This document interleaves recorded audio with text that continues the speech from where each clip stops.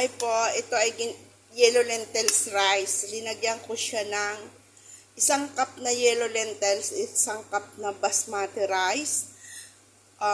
Yung spice niya, cumin, konting paminta, at saka isang small spoon na curry. So, linagyan ko siya ngayon ng ginisa ko siya sa bawang, sibuyas, kamatis. Linagyan ko siya ng dried lemon at lalagyan natin ng sili. Linagyan ko rin siya ng konting tomato paste. Ayan na po. Ginisa lang siya. Papainin na po yan. Painin na lang. Dapat po pwede siya lagyan ng mango pickles. Kaso wala man akong mango pickles. At saka po talong. Yung talong prinitong pa-slice maliliit. Kaso yung bata hindi naman kumakain siya ng talong. Kaya hindi ko na siya nilagyan. Yan. It's already done. Painin na lang po yan. Thank you for watching. Napasok pa ako. Thank you for watching. Bye-bye. God bless. Ayan. Ayan na siya. Tingnan natin. Ito na po yan.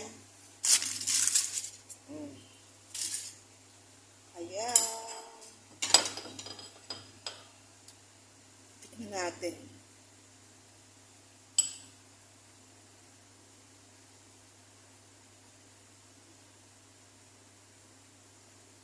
Lagyan siya ng dried lemon po. Yan.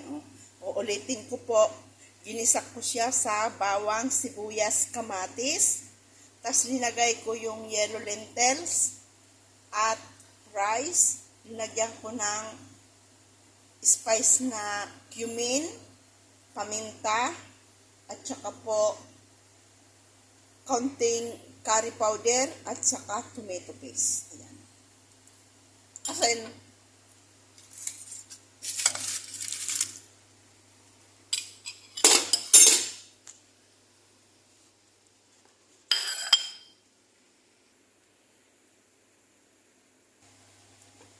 na po, luto na po to. Ito, uulitin ko po sa inyo. Ginisa ko po yung sa bawang, sibuyas, kamatis. Linagyan ko po na, linagay ko na yung rice, natural tomato paste, at saka yellow lentils.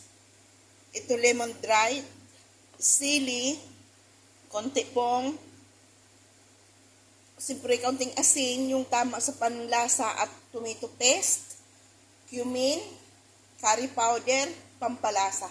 Ako po, linagyan ko, wala naman akong magic sarap. Linagay ko na lang po, pitsin. Depende na po yun sa inyo kung ano po ang ilalagay ninyo. So, kaya na po, it's done.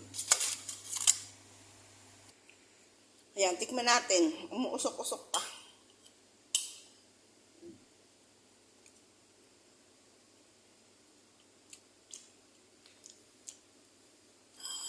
Napakasarap po kaysa ginagawa ko po nito, lang siya. Yung ginigisa ko lang siyang wala siyang spice na ninalagyan ko lang siyang cumin at saka asin. Konting pampalasa. Ito ho, may siya. May paminta, bawang, sibuyas, kamatis, tomato paste. Ang sarap niya po. Gusto nga.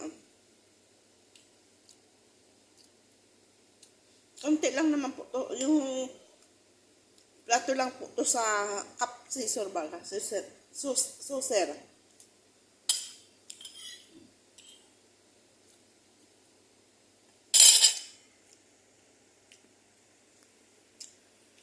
Thank you for watching. Pa-support po ng YouTube channel. Yolanda Eleuterio. Bye-bye. God bless.